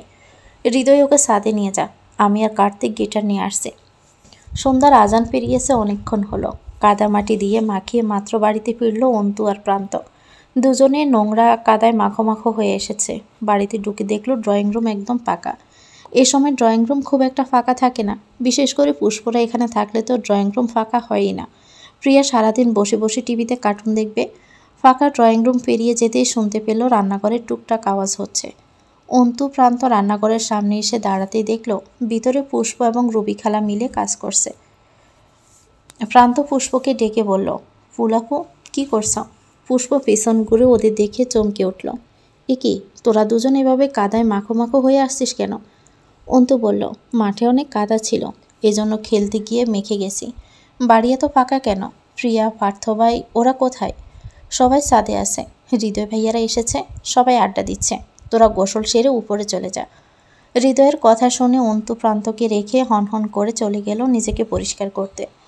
হৃদয় নামটা শুনলে ওর ভালো লাগে না, একদমই সহ্য হয় না হৃদয় ভাইকে। গিটারে টুংটাং শব্দ তুলছে পার্থ। কালো রঙের সাদামাটা দেখতে একটা গিটার, এটা তার খুবই প্রিয়। গিটারটা ইউসুফ চৌধুরী দিয়েছিল পার্থর জন্মদিনে, সেই থেকে এটা তার প্রিয় একটা অংশ। বাবার স্মৃতি এই গিটারটা। ছাদে চাদর বিছিয়ে গোল হয়ে বসে আছে সকলে। মিউজিকের ইনস্ট্রুমেন্ট তো অনেকেই আছে, তবে ছাদে শুধু আনা হয়েছে দুটো গিটার, একটা পার্থর হাতে, অন্যটা অর্ণবের হাতে। অর্ণব প্রথমে গান শুরু করলো। জেমসের গান দিয়ে শুরু হলো আসর। গলা ছেড়ে গাইল, তোর প্রেমেতে অন্ধ হলাম, কি দোষ দিবি তাতে, বন্ধু তোরে খুঁজে বেড়াই সকাল দুপুর রাতে। এবার সবাই মিলে সুর ধরল, আগুন জেলেও পড়লাম আমি, দিলাম তাতে যাব, তোর আমার প্রেম ছিল রে বন্ধু, ছিল পুরোটাই পাপ। আগুন জেলেও পড়লাম আমি, দিলাম তাতে যাব, তোর আমার প্রেম ছিল রে বন্ধু, ছিল পুরোটাই পাপ। তোর প্রেমেতে অন্ধ হলাম, কি দোষ দিবি তাতে, বন্ধু তোরে খুঁজে বেড়াই সকাল দুপুর রাতে। পুরো গান শেষ করে সবাই থামল। সবাই বলতে পার্থ বাদে বাকি সবাই। সকলে অর্ণবের সাথে তাল মিলিয়ে গান ধরল। পার্থ একটা টু শব্দ করেনি। পকেট থেকে সিগারেট বের করে ঠোঁটদ্বয়ের মাঝে ভরে নিল। দু পকেট হাতড়ে বেড়ালো, কিন্তু ম্যাচের দেখা মিলল না। সিগারেটটাকে ঠোঁটের বাজে ধরেই বলল, হৃদয় ম্যাচ দে। হৃদয়ের পকেটে সবসময় সিগারেট ম্যাচ থাকে। ছেলেটা ভীষণ সিগারেট প্রেমী। পকেট থেকে ম্যাচ বের করে দিয়ে নিজেও একটা সিগারেট নিল। প্রিয়া এগুলো দেখে চোখ মুখ কুঁচকে বলল, আপনারা কি শুরু করলেন? পার্থ ভাই, তুমি সিগারেট কেন খাও? বুবু কিন্তু সিগারেট খাওয়া একদম পছন্দ করেন না। পার্থ সিগারেটের মাথায় আগুন লাগিয়ে ম্যাচটা হৃদয়ের দিকে দিল। গাল থেকে করে এক গাদা দুয়া বের করে বলল, হু কেয়ার্স। এমন সময় ছাদে এসে দাঁড়ালো অন্তু আর প্রান্ত দৌড়ে এসে পার্থর কাছে বসলো। প্রান্তকে দেখে সে আধ খাওয়া সিগারেটটা ফেলে দিল। অন্ত এসে প্রিয়াকে হৃদয়ের পাশে বসতে দেখে নিমিষে রেগে গেল। শান্তশিষ্ট ছেলে হুট করে বলে উঠল, তুই এখানে কেন? পড়ালেখা নেই তোর? টেস্টে করিস ফেল, এসএসসিতে পয়েন্ট কত তোর? পড়ালেখা বাদে এখানে বসে আসিস, ফেলটু কোথাকার। প্রিয়া লজ্জায় মুচ্ছা যাচ্ছে, লজ্জায় কেঁদে ফেলার জোগাড়। এতগুলো মানুষের মধ্যে কি এই কথাগুলো বলার খুব বেশি প্রয়োজন ছিল? এসব ভেবে মাথায় রাগ উঠে বসল তার। মুখে ফুটে উঠে বলল, তোমার কি তাতে অন্তর বাচ্চা? নিজে পড়ালেখায় ভালো বলে কি বেশি ভাব করো? আমাকে নিয়ে তোমাকে ভাবতে হবে না, আমি এখানেই থাকবো। অন্তর কথা বলার আগে পার্থ গম্ভীর গলায় বলল, থাম তো দুজনেই, বাচ্চাদের মতো সব সময় ঝগড়া করিস কেন? অন্তু, প্রিয়কে থাকতে দে, তুইও বস।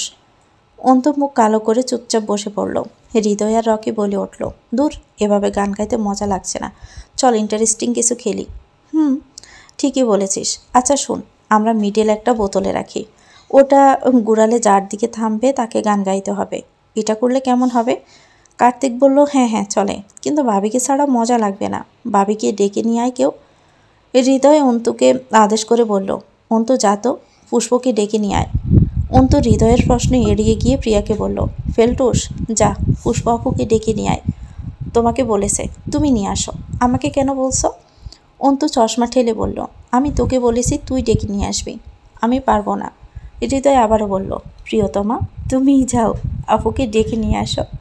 হৃদয়ের কথায় বাধ্য মেয়ের মতো উঠে চলে গেল পুষ্পকে ডাকতে। এটা দেখে দাঁতে দাঁত চেপে বসে রইল অন্তু। পার্থ কপালে পড়ে থাকা চুলগুলো ব্যাগ ব্রাশ করতে করতে বলল, তোরা খেল, আমি নিচে যাচ্ছি, ভালো লাগছে না। রকি ওকে দু হাতে শক্ত করে ধরে বলল, না বন্ধু, আজ এখান থেকে নড়তেও পারবি না, চুপচাপ বসে থাক। পার্থ মুখে চসূচক শব্দ করে বলল, স্যার রকি, আমি ছাড়লে ব্যথা পাবি। রকি ভয়েই ছেড়ে দিল। ছেড়ে দিয়ে বলল, ঠিক আছে ছাড়লাম, কিন্তু কোথাও যাবি না তুই, এখানেই বসে থাক। বাকি সবাই জোর করলো বসিয়ে রাখার জন্য। বেচারা আর উঠে যেতে পারল না, বসেই রইল। প্রিয়া পুষ্পকে নিয়ে চলে এসেছে। শাড়ি পরা পুষ্পকে পাকা গিন্নি গিন্নিই লাগছে। কপালের কাছের বেবি হেয়ারগুলো ঘামে লেপটে আছে। পশা কপাল জুড়ে বিন্দু বিন্দু ঘামের রেখা। সে হেসেই বলল, আমাকে কেন ডাকছিলেন? আপনারা খেলুন না, চুলা রান্না বসানো আমার। অর্ণব ওর দিকে তাকিয়ে মলিন হেসে বলল, তুমিও বসো লিটল প্রিন্সেস, রান্না রুবি খালা দেখে নেবে। সবাই জোর করে বসিয়েই দিল তাকে। একদম পার্থর মুখোমুখি করে বসানো হলো ওকে। খেলা শুরু করে দিয়েছে। ছোট একটা কোকের বোতল মাঝে রেখে দিয়েছে। প্রথমেই বোতল গুড়ালো হৃদয়। বোতলটা ঘুরতে ঘুরতে একসময় থেমে গেল। বোতলের মুখ পড়েছে সোজা পুষ্পর দিকে। প্রান্ত হইসই করে বলল, ইয়ে, ফুলাপু আগে। ফুলাপু, সুন্দর দেখে একটা গান গাও তো প্লিজ। পুষ্প হেসে বলল, আগে তুই একটা গা। এমা, বোতল তো তোমার দিকে করেছে, আমি কেন গাইব? তুমি একটা গাও না ফুলাপু। শোনো আপু, পার্থভাইকে নিয়ে সুন্দর একটা গান গাইবে, তাহলে অনেক রোমান্টিক হবে, তাই না পার্থভাই? শেষ কথাটা পার্থর দিকে তাকিয়ে বলল। পার্থ চোখ গরম করে তাকাতেই সে নিভে গেল। এদিকে বাচ্চাটার কথায় বাকি সবাই হেসে উঠল। সবাই জোর করলো গান করার জন্য। পুষ্প নিজেকে ধাতস্থ করে সোজা তাকালো পার্থর দিকে। একইভাবে তাকিয়ে থেকে গাওয়া শুরু করলো। তুমিও তো পারতে আমারই মতো, ভালোবেসে মরতে প্রতিনিয়ত, বুঝতে আমি কেমন করে পুড়ে পুড়ে হয়ে গেছি চাই, প্রেমের চিঠি চলে গেছে ভুল ঠিকানায়, একাকী রাত একাকী আমি নীরবে, সয়েছি কি যে জ্বালা, তোমাকে ভালোবাসার অপরাধে অপরাধে। রাতের খোলা আকাশ, মাঝে গোলাকার একটা চাঁদ জ্বলজ্বল করছে। চাঁদের আলোয় চারিপাশ আলোকিত হয়ে আছে। উত্তরের হিমশীতল বাতাস এসে গা ছুঁয়ে যাচ্ছে। সিগারেটের সাদা দোয়া আচ্ছন্ন চারিপাশ। আপন মনে সিগারেট ফুঁকছে পার্থ। বন্ধুদের গানের আড্ডা থেকে উঠে এসে ছাদের এক কোণে দাঁড়িয়েছে। ওখানে প্রান্ত আছে বলে এখানে এসে খাচ্ছে। সামনে বাচ্চাদের সামনে সিগারেট না খাওয়াটাই ভালো। পার্থর চোখ আটকে আছে বহুল ব্যস্ত সড়কটা দিকে। বহু গাড়ি আসছে যাচ্ছে রাস্তা দিয়ে। সেদিকে আপাতত তার ধ্যান জ্ঞান। আসমকা কেউ এসে পার্থর পিঠে চাপড় মারল। শান্তস্বরে বলল, এখানে একা দাঁড়িয়ে কী করছিস? পার্থ একবার চোখ তুলে তাকালো অর্ণবের দিকে, তারপর আবার রাস্তায় তাকালো। সিগারেটটায় আরেকটা টান বসিয়ে দুয়া ছেড়ে বলল, জুয়া খেলছি।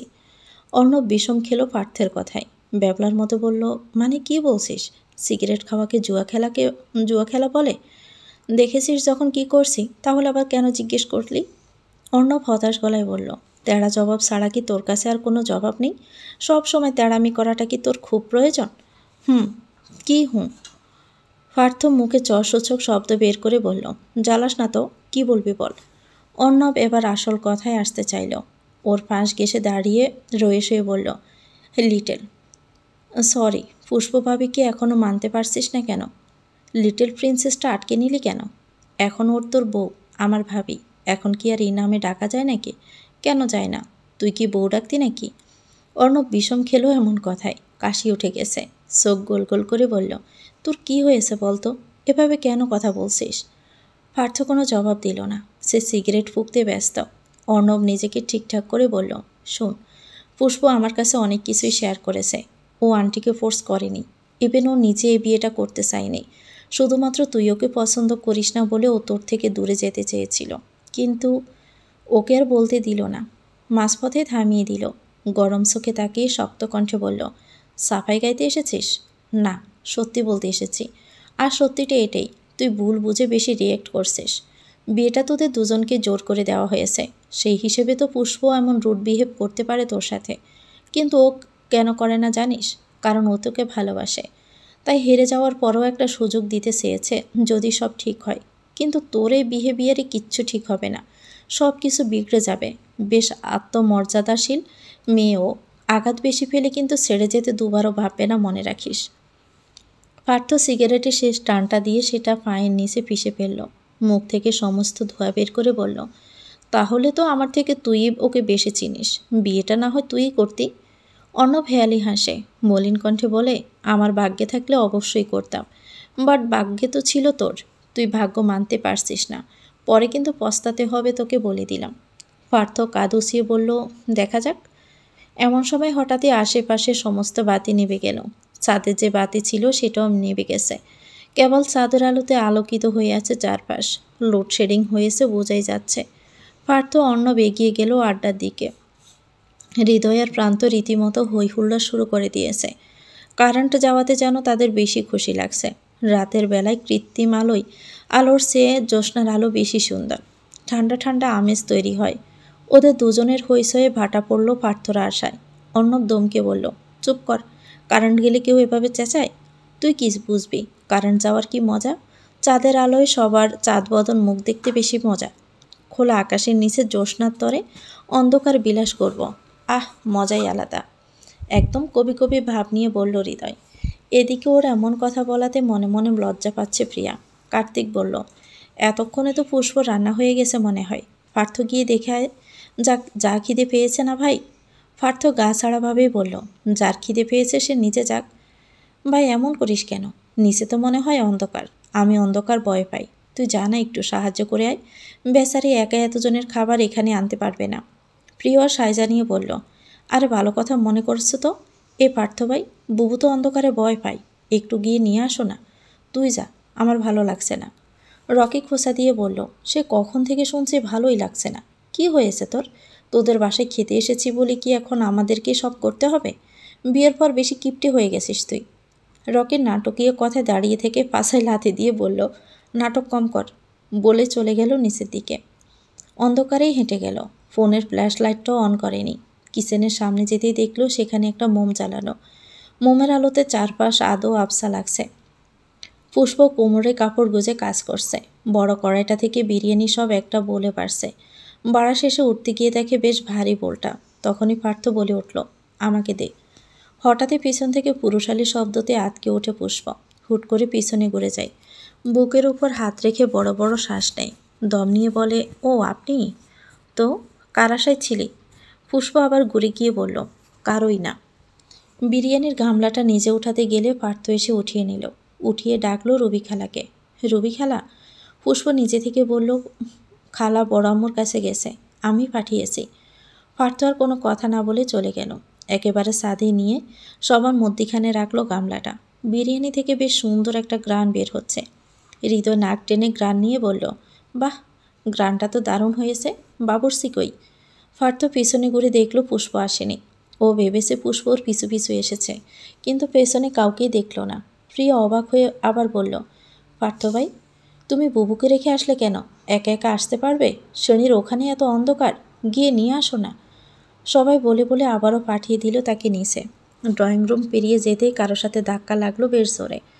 পার্থ হাত বাড়িয়ে খপ করে ধরে ফেলল তাকে। এমন সময় অন্ধকার ছাপিয়ে আলোকিত হয়ে উঠল পুরো ড্রয়িং রুম। কারেন্ট চলে এসেছে। আলোতে সব কিছু স্পষ্ট দেখতে পেল এবার। পার্থ পুষ্পের কোমর জড়িয়ে ধরে আছে তাকে পড়ে যাওয়া থেকে বাঁচাতে। পুষ্প দু হাতে ধরে আছে পার্থর টি শার্টটা। এই অবস্থায় নিজেকে দেখে হুট করে ছেড়ে দিল পুষ্পের কোমর। নিজের ভার পার্থের হাতে থাকায় পড়ে যেতে নিল, কিন্তু পড়ল না। দু হাতে ধরা টি শার্টের গলাটা আরও শক্ত করে আঁকড়ে ধরল। নিজের ভরে প্রায় ঝুলে গেল পুষ্প। পার্থ চোখ বন্ধ করে দাঁতে দাঁত লাগিয়ে বলল, স্যার। পুষ্প টি শার্টের ওখানে আরও শক্ত করে ধরে সেখানে বর দিয়ে সোজা হয়ে দাঁড়ালো। পার্থের টি শার্টের গলা ঢিলে হয়ে গেছে। ওটাকে ঠিক করে ধমকে সুরে বলল, চোখে দেখিস না, মোম নিয়ে আসতে পারলি না? পুষ্প উল্টো তাকে প্রশ্ন করল, আপনার কাছেও তো ফোন ছিল, আপনি ফ্ল্যাশ অন করে আসতে পারলেন না? পার্থ আরও কিছু বলার আগে পুষ্প প্রস্থান করল। পার্থ ব্রকুসকে তাকিয়ে রইল সে প্রস্থানের দিকে। খাওয়া দাওয়ার পাট চুকিয়ে সবাই বেশ অনেকক্ষণ আড্ডা দিয়েছে, গানের আসর বসিয়েছে। তবে পুষ্প, প্রিয়া, অন্তু, প্রান্ত ছিল না সে আড্ডায়। রাত 10টার দিকে অহনা বেগম ফিরেছেন বাড়িতে। তার আগে তারা চলে গিয়েছে যার যার রুমে। পুষ্প পূর্ণিমা বেগমকে খাইয়ে দাইয়ে ওষুধ দিয়ে একেবারে ঘুম পাড়িয়ে এসেছে। অন্যপ্রা সবাই পার্থদের বাসা থেকে বের হলো প্রায় 12টার দিকে। সবাইকে বিদায় দিয়ে পার্থ গিয়ে দাঁড়ালো মায়ের রুমের দরজার সামনে। তিনি ঘুমাচ্ছে দেখে কিছুক্ষণ মায়ের দিকে তাকিয়ে থেকে চলে এসেছে নিজের রুমে। ভিতরে পুষ্প অন্যপাশ হয়ে শুয়ে আছে চাদর মুড়ো দিয়ে। দরজার সামনে দাঁড়িয়ে কিছুক্ষণ তাকে পরখ করে ঘরে ঢুকে গেল। পুষ্পের সামনে দাঁড়িয়ে তাকে ডেকে বলল, উঠ, এই উঠ। পুষ্পের নড়চড় নেই দেখে ঘুমন্ত অবস্থায় এক বাহু ধরে টেনে তাকে উঠালো। এভাবে টেনে উঠানোতে ভয় পেয়ে যায় মেয়েটা। সামনে পার্থকে দেখে সামান্য রাগ দেখিয়ে বলল, সমস্যা কি আপনার? এভাবে কেন টেনে তুলেছেন? পার্থ টলতে টলতে বলল, সমস্যা তুই, আমার বিছানায় তুই থাকতে পারবি না। পার্থর শরীর থেকে অ্যালকোহলের তীব্র গন্ধ বের হচ্ছে। পুষ্পর নাক মুখ কুঁচকে বলল, আপনারা সবাই মদ খেয়েছেন? খেয়েছি তো, বিছানা থেকে সর। দেখুন, এই নিয়ে আমি কালকেও বলেছি আপনাকে, এক কথা বারবার বলতে ভালো লাগে না। এটা এখন আপনার একার বিছানা নয়, বিয়ে হয়েছে আমাদের, আমার সমান অধিকার আছে এখানে থাকার। পার্থ এখন গেল অন্য কথায়। কি করে বশ করলি মাকে, যে এত জোর জবরদস্তি করে বিয়েই দিয়ে দিল? চোখ বন্ধ করে হাত দুটো মুঠো করে নিল পুষ্প। আপনাকে জোর করা হলে আমাকেও জোর করা হয়েছে। আমি কাউকে কিছু বলিনি, না কাউকে বশ করেছি। পার্থ পুষ্পের বাহু টেনে ধরে মুখোমুখি দাঁড় করালো। দাঁত কিড়মিড়িয়ে বলল, মিথ্যে কথা, তুই বশ করেছিস আমার মাকে আর ছোটো মাকে। আমি তোকে বারণ করার পরেও কেন করলি এমনটা? আমি কিছু করিনি। আপনি বিশ্বাস করছেন না কেন? কি করে করব? তুই তো বিয়ের আগে আমাকে বলেছিলি তুই আমাকে ভালোবাসিস। আমি বারণ করে দিয়েছি বলে এভাবে বিয়ে করলি? পুষ্পে আবার সেতে উঠল। পার্থর গায়ে ধাক্কা দিয়ে সরিয়ে পড়ল। বলছি না আমি কিচ্ছু করিনি। আপনাকে যেভাবে জোর করা হয়েছে আমাকেও সেভাবে জোর করা হয়েছে। আমি এতটাও নিচু নই যে আপনাকে পাওয়ার জন্য এত নিচে নামব। আমার ভুলটা কী ছিল জানেন? আমার ভুল ছিল আপনাকে বিশ্বাস করা। আপনার ভুল ছিল আপনার ছোট ছোট কেয়ার দেখে মুগ্ধ হওয়া। আমার ভুল ছিল আপনাকে ভালোবাসা। আর আমার সবচেয়ে বড় ভুল ছিল আপনার কাছে ভালোবাসা প্রকাশ করা। কারণ আমি তো ভুলেই গিয়েছিলাম যে আপনার জীবনে অন্য কেউ ছিল। ছিল না, এখনও হয়তো বা আছে, যার কারণে না বিয়ে মানছেন আমাকে। পার্থর আগে পুষ্প চোয়াল চেপে ধরল। ফুঁসতে ফুঁসতে বলল, আমার জীবনে কেউ নেই, না তুই আর না অন্য কেউ। তাহলে তো আপনার আমাকে নিয়ে কোনো সমস্যা হওয়ার কথা না। আমি তো নেই আপনার জীবনে, তো এত কেন সমস্যা আমাকে নিয়ে? তুই অদৃশ্য এক খামে আমার নামে লেখা হয়ে গেছিস, জড়িয়ে গেছিস তুই আমার জীবনে, সমস্যা তো হবেই। পুষ্প মলিন হেসেই বলল, এটাই? আমিও এটাই ভেবেছিলাম অদৃশ্য এক অধিকারে আমি তো এখন আপনারই। হয়তো সব বলে নতুন করে শুরু করবেন। বিয়েটা যখন হয়েছে হয়তো দুজনকে একটা সুযোগ দিবেন। কিন্তু আমি ভুল। আমি আমার সুযোগ দিলেও আপনি আমাকে বা আমাদের কোনো সুযোগ দেননি। কাল আবেশের বশে আপনাকে অনেক কিছু বলে বসেছি, সেগুলো বলা উচিত হয়নি। পার্থ ওর গাল ছেড়ে টলতে টলতে বলল, ভালো সাজতে চাস? প্রয়োজন মনে করছি না। আমাকে বিক্ষোভ পাবার কোনো প্রয়োজন নেই। ভালোবাসতে পারি, কিন্তু তাকে পাওয়ার জন্য ভালো সেজে ভিক্ষা করতে পারি না। আমরণ প্রেম তৃষ্ণায় বকবো, তবুও ভালোবাসায় ভিক্ষা চাইব না। তাহলে বিয়ে কেন করলি? এক কথার কতবার বোঝাতে হবে আপনাকে? প্রশ্ন তো আমিও করতে পারি। তাহলে আপনি কেন আমাকে বিয়ে করলেন? তুই বশ করেছিস। কথা বলতে বলতে ডলে পড়ল পুষ্পর কাঁধে। দু হাতে আগলে ধরল তাকে। এত বড় সুঠামদেহী যুবককে একা হাতে ধরে রাখতে পারছে না। তার উপর মদের বিশ্রী গন্ধ এসে নাকে লাগছে। বিছানার উপর ধপ করে শুইয়ে দিল তাকে। পা উপরে তুলে দিয়ে গায়ে কাঁথা জড়িয়ে দিয়ে হনহন করে বেরিয়ে গেল রুম থেকে বেরিয়ে গেল প্রিয়ার রুমে, যেখানে বিয়ের আগে আসলে দু বোন থাকত। প্রিয়া এখনও ঘুমায়নি। জেগে জেগে স্বপ্ন দেখেছে হৃদয়কে নিয়ে। আবেগী মনের কত বিবেকী স্বপ্ন তার। টিনেজার মন তো নিজের নিয়ন্ত্রণে থাকে না। প্রথম ভালো লাগাকেই ভালোবাসা হিসেবে ধরে নেয়, যেখানে ঠিক ভুল কিছুই দেখে না তারা। পুষ্পকে হঠাৎ রুমে ঢুকতে দেখে আটকে উঠল প্রিয়া। ভয়ে কেবলই চিৎকার দিবে তার আগে বুঝলো এটা পুষ্পে এসে ওর পাশের জায়গাটা দখল করে শুয়ে পড়ল। প্রিয়া কিছু বুঝতে না পেরে বোনকে জাকিয়ে বলল, বুবু কি হয়েছে? এখানে এলে কেন? পার্থভাই কি কিছু বলেছে? পুষ্প সারা শব্দ করল না। ক্ষণে ক্ষণে শরীর কাঁপছে তার। প্রিয়া আবারও তাকে ঝাঁকিয়ে বলল, কি হয়েছে বুবু, কাঁদছ কেন? এবার উঠে বসল সে। চোখ মুখ মুছে বলল, তুই বল প্রিয়, আমি পার্থভাইকে ভালোবাসি বলে তাকে বিয়ে করার জন্য কাউকে বশ করতে পারি? অমন কথা কেন বলছ? আমি তো জানি তুমি বিয়েতে রাজি ছিলে না। সবার ব্ল্যাকমেল, জোরাজুরি আর বড় আম্মুর জন্য বিয়েটা হয়েছে। তাহলে আমি কি করে বড় আম্মুকে আর আম্মুকে বশ করলাম? কি হয়েছে বলো না? পার্থভাই ভাবছে আমি এসব করেছি। আমি ইচ্ছে করে সবাইকে বলে তাকে বিয়ে করেছি। অথচ আমি নিজে সবাইকে বুঝিয়েছি যাতে আমাদের বিয়েটা না দেয়। কিন্তু কে শুনেছে আমার কথা? বিয়ে হওয়ায় ভেবেছিলাম পার্থভাই সব কিছু মেনে নেবে। বিয়েটা যেহেতু হয়েই গেছে তাহলে হয়তো মানার চেষ্টা করবে, তাই তাকে সুযোগ দিয়েছিলাম। কিন্তু না, উনি সব কিছুতেই শুধু শুধু আমাকে ব্লেম করেই যাচ্ছে, যেখানে আমার কোনো দোষই নেই। প্রিয়া রেগে গেল মুহূর্তেই। বিছানা থেকে উঠতে উঠতে বলল, পার্থভাই আবার অতিরিক্ত করছে।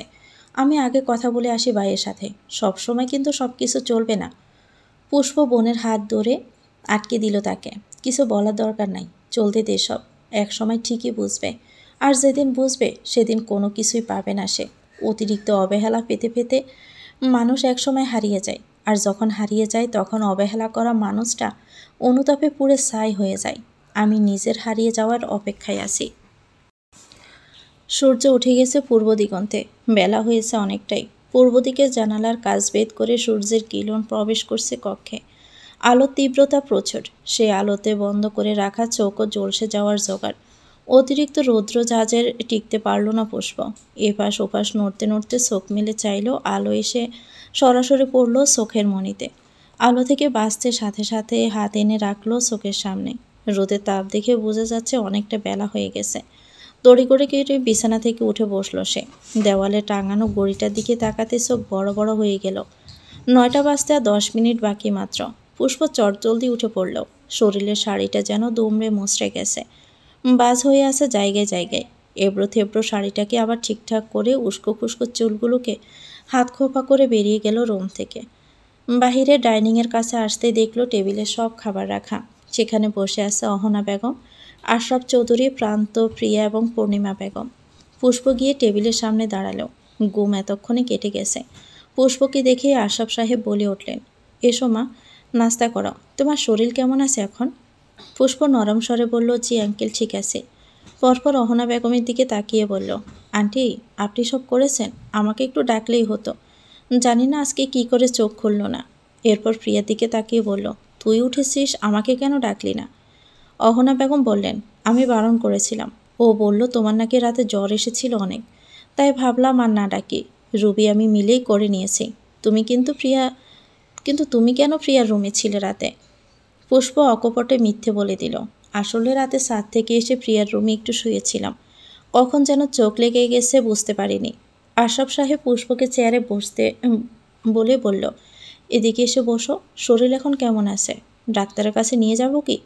পুষ্প তার পাশে থাকা চেয়ারে বসতে বসতে বলল, না না আঙ্কেল, আমি ঠিক আছি। এমনি হয়তো রাতে তাপমাত্রা বেড়ে গিয়েছিল। এমনি কিছু হয়নি, ঠিক আছি আমি। সারাদিন অফিসে থাকি, খোঁজই নেওয়া হয় না কারো। তা পার্থ খেয়াল রাখছে তো তোমার?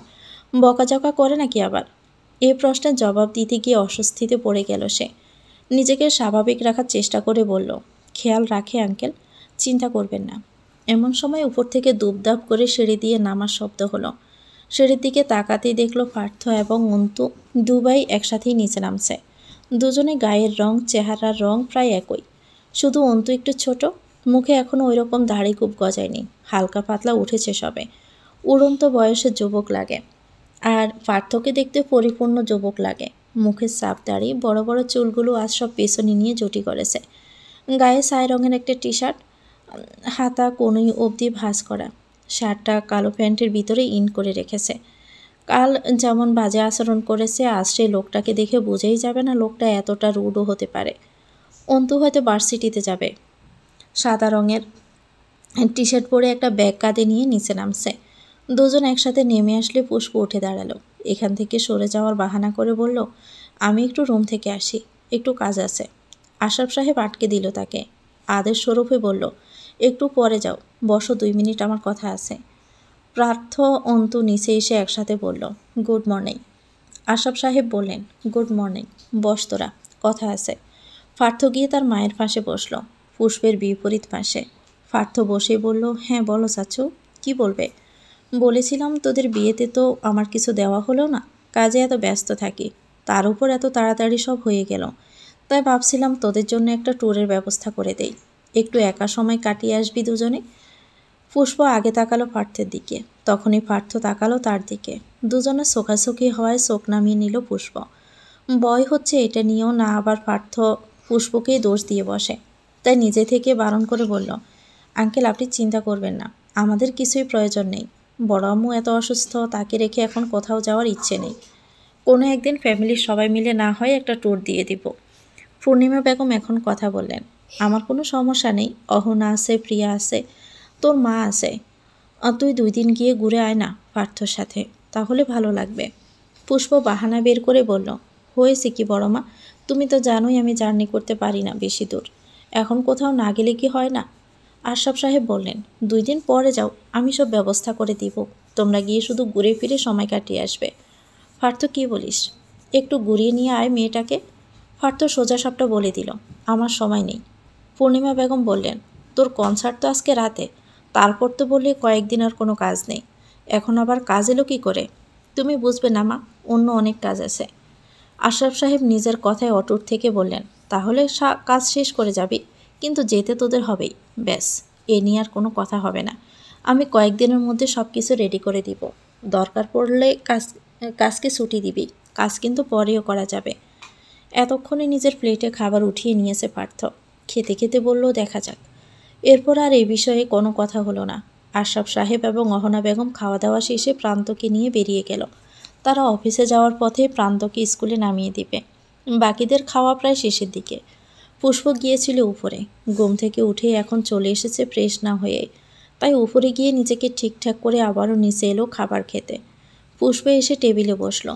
এমন সময় প্রিয়া পার্থকে উদ্দেশ্য করে বলে উঠল, পার্থ ভাই, আজ তো তোমাদের কনসার্ট আছে, আমরা কিন্তু যাব।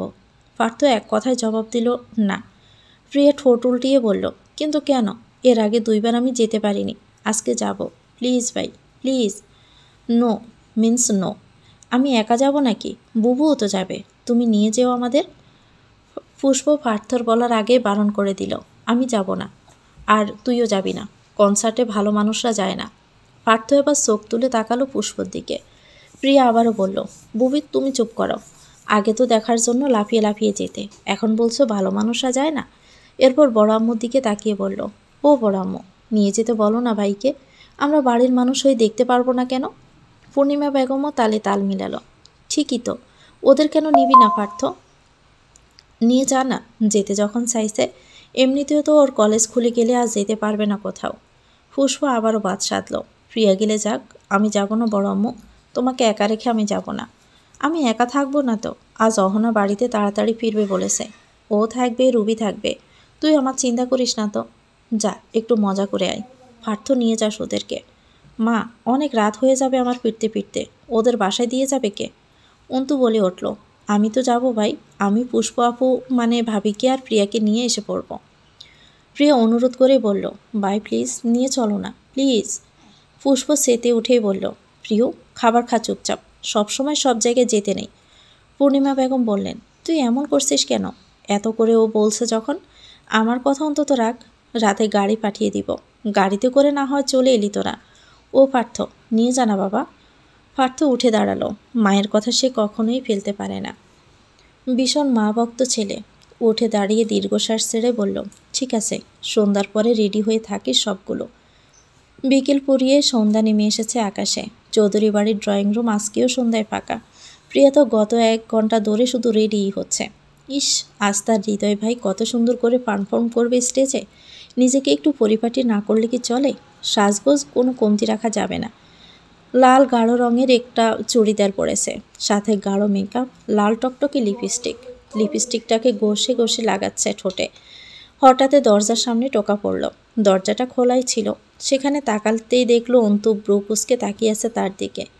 প্রিয়া আবার ঘুরে আয়নার দিকে তাকালো, কথা বলল না।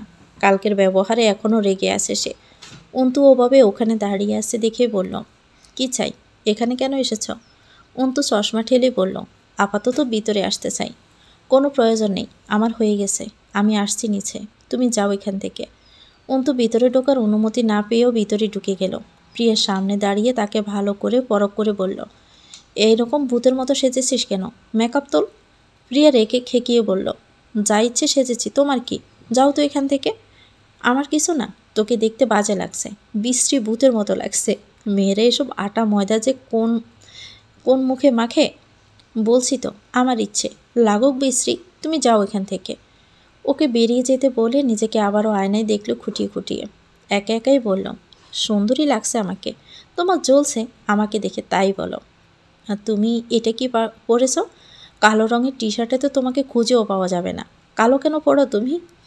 তো বুঝতেই পারলো খোসাটা গায়ের রং নিয়েই দিল। সবাইকে খুঁজতে হবে না, যার খোঁজা সে ঠিকই খুঁজে নেবে।